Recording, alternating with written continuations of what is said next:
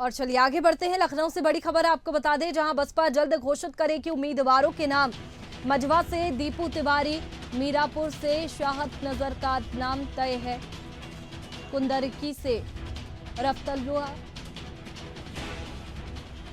कटेहरी से अमित वर्मा के नाम की चर्चा है। बता दें कि करखल से अवनीश शाक्य, फूलपुर से जितेंद्र सिंह का नाम तय है। कुंदरकी से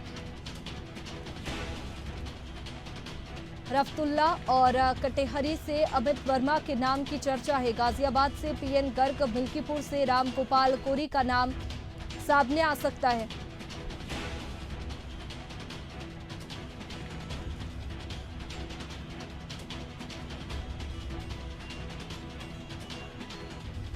तो देखिए, बसपा जल्द ही उम्मीदवारों के नाम घोषित कर सकती है और ऐसे में बात की जाए तो त्रिकोणीय मुकाबला जरूर देखने को मिलेगा। बसपा जल्द घोषित करेगी उम्मीदवारों के नाम। मझवा से दीपू तिवारी, मीरापुर से शाहत नजर का नाम तय है। तो देखिए, जिस तरीके से एक भी सीट सपा को नहीं मिली, बसपा को नहीं मिली और उसके बाद में लगातार बसपा एक्टिव नजर आ रही है। लगातार बैठकों का दौर भी बसपा में जारी रहा। अब बात की जाए तो उम्मीदवारों के नाम जल्द ही सामने आ सकते हैं। बसपा जल्द ही उम्मीदवारों के नाम घोषित करेगी और इसी पर ज्यादा जानकारी के साथ वरिष्ठ संवाददाता राशिद हमारे साथ में जुड़ चुके हैं। राशिद, जिस तरीके से पार्टियों में अब प्रत्याशियों के नामों की घोषणा हो रही है, क्योंकि 9 सीटों पर उपचुनाव है और ऐसे में बसपा भी पूरी तरीके से एक्टिव है और जल्द ही उम्मीदवारों के नाम घोषित हो सकते हैं, तो कौन से चेहरे हैं जो सामने आ सकते हैं उम्मीदवार के तौर पर?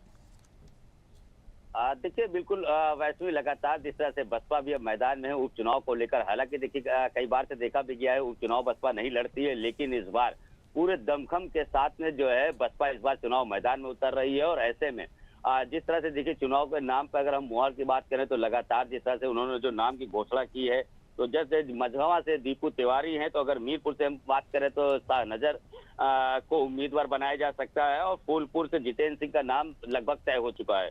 तो ऐसे में देखिए, अगर रफातुल्ला है, गाजियाबाद से पीएन है, मिल्कीपुर से राम गोपाल करी हैं, तो कहीं ना कहीं से देखिए इन सभी नामों पर जो है लगभग तय है।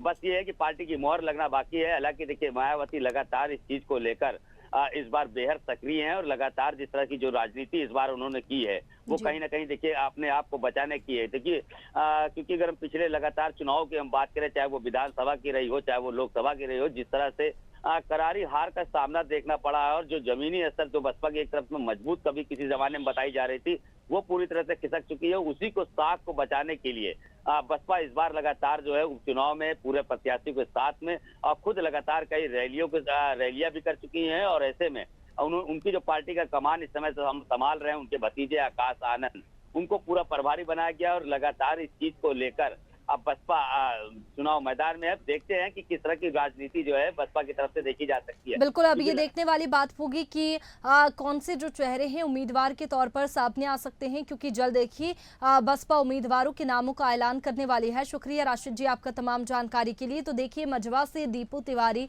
मीरापुर से शाहद नजर का नाम तय है और ऐसे में अब देखने वाली बात होगी कि कौन से चेहरे 9 सीटों पर निकल करके बसपा से सामने आते हैं।